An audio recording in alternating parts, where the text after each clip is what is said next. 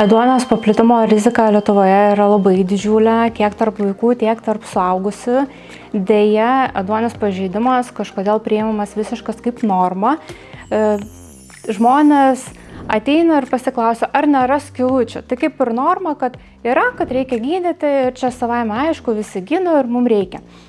Bet deja, tai nėra norma, ėduonies liga, tai yra elgsenos liga. Tai atsiranda nuo to, kad yra nepakankama priežiūra visų pirma. Ir pradėčiau nuo to, kad burnoje mes turime įvairiausių mikroorganizmų. Yra tų, kurie padeda mums virškinimą, yra tų, kurie sukelia ligas. Tai mikroorganizmai, kurie sukelia ligas, jie atsiranda, kai ant dantų yra lipni plėvelė ir mikroorganizmai prilimpa prie danties ir išskirinėja rūgštį. Taip kaip ir ėsdina dantį, dėl to atsiranda ėduonis. Bet mes jį turim galę sukontroliuoti ir įveikti.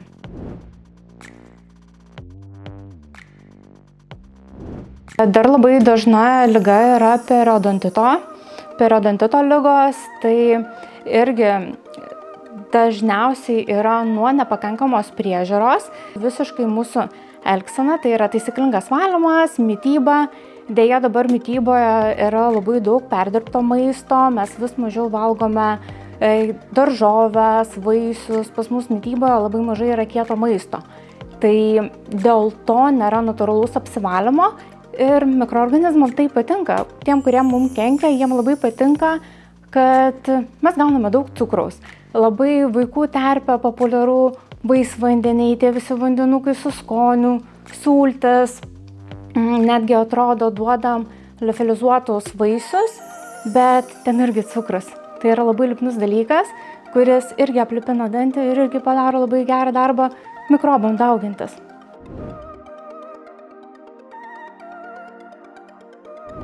Dažniausiai ligos, burnos ligos, dantų ligos atsiranda nuo nepakankamos priežiūros, tai yra nepakankamo valymo, nes visų pirma mes visada turime įsivaizduoti, kad burnoje dantis jis turi 5 paviršius. Turi du šonus, priekį, galą, kramtomą paviršių. Mes valymo metu visada turėtume galvoti, kad mes turime išvalyti visus paviršius iš visų pusių, kad tikrai būtų švaru. Kitas dalykas tai mityba. Taip, mityboje lemiamas faktorius yra. Ir gali lemti ligų atsiradimo sisteminės ligos. Tai yra tiesioginė sąsaja tarp cukrinio diabeto ir periodonto ligų. Tai jeigu progresuoja cukrinis diabetas, tai progresuoja ir periodonto liga.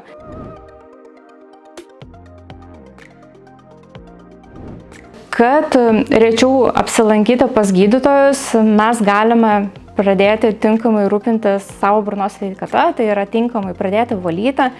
Ir turi būti tokia seka. Ryte užtenka liežuvį išsivalyti ir su šepetuku ir pasta. Rytinis valymas turėtų būti arba 15 minučių prieš maistą, arba pusvalandis po valgio. Liežuvį mes valome arba su liežuvio valykliu, arba su atskiru šepeteliu. Dantis mes valome su šepeteliu ir pasta, to pilnai užtenka rytiniam valymui.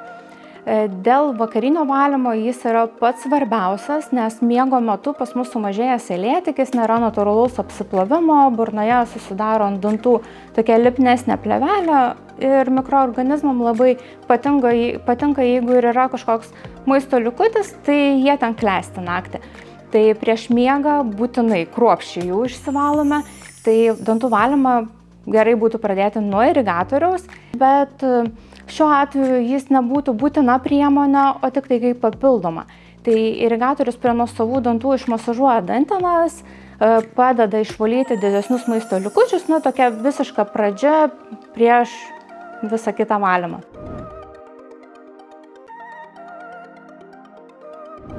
Tarpdančių šepetėliai yra skirti valytis prieš krūminius ir krūminius dantis, kad tarpdančių siūlas būtinas yra prie visų tarpdančių. Mes jį turėtumėm atsargiai įvesti po danteną, apkabinti dantį ir po truputėlį viso danties šono braukiant traukti į viršų.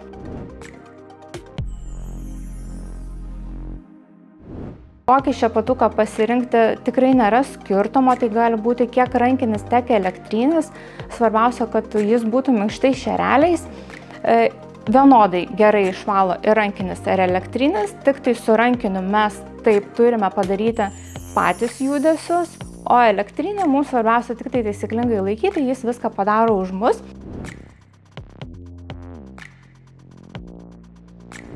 Jis būtinas esant dantų susigrūdimui, jeigu dantukai vienas ant kito užlipa, taip sakant, arba kai yra protiniai aštuntieji dantis labai giliai, sunkiai prieinami, tai juos mes irgi atskirai valome su vieno danties šepatuku, bet visi, net jeigu dantis yra tiesus, profilaktikos tikslais, galim valyti su vieno danties šepetėliu, tiesiog atsargiai prispaudžiam, kad šereliai pakliūtų po danteną ir sukamaisiais judesiais atsargiai valom kiekvieną dantuką.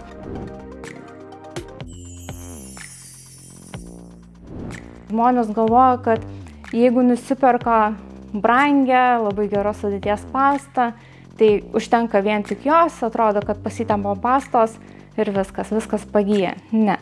Be gero valymo, kol mechaniškai mes visko gerai neišvalome, jokia pasta mums nepadės. Pastoje taip yra veikliųjų medžiagų, tokių kaip fluorido junginiai, hidroksiapatitai, kalio nitratai, taip jie veikia, bet tik tai kai yra visiška švara.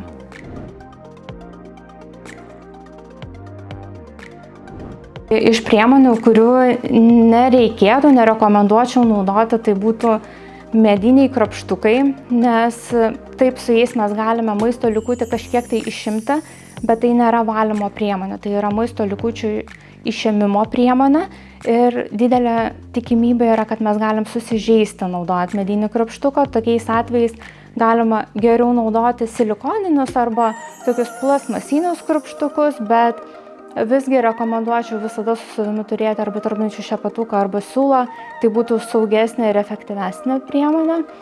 Iš dar labai populiarių priemonių skalavimo skysčiai. Irgi atrodo, kad skalavimo skysčiai pagydo visas ligas, bet irgi ne. Jeigu norisi gyvesnio kvapo, galima naudoti skalavimo skystą, bet vanduo atlieka lygiai tą pačią funkciją. Tai dėl skalavimo skysčių dar svarbu, jeigu visgi yra noras naudoti, juose neturėtų būti alkoholio, neturi būti chlorheksidino, jie neturi būti antibakteriniai, nes antibakteriniai žudo mikrobus, o mikrobų mums burnoje reikia.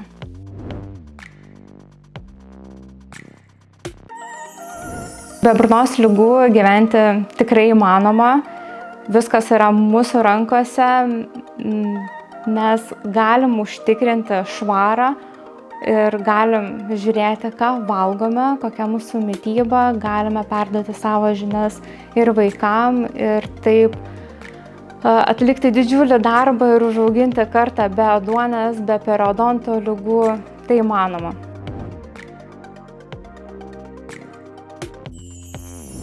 Profilaktiniai patikrinimai pas burnos higienistą arba gydytoją odontologą yra rekomenduojami nuo pirmo išdygusio danties ir kartą per metus būtinas yra apsilankymas, nebent specialistas rekomenduoja ateiti dažniau.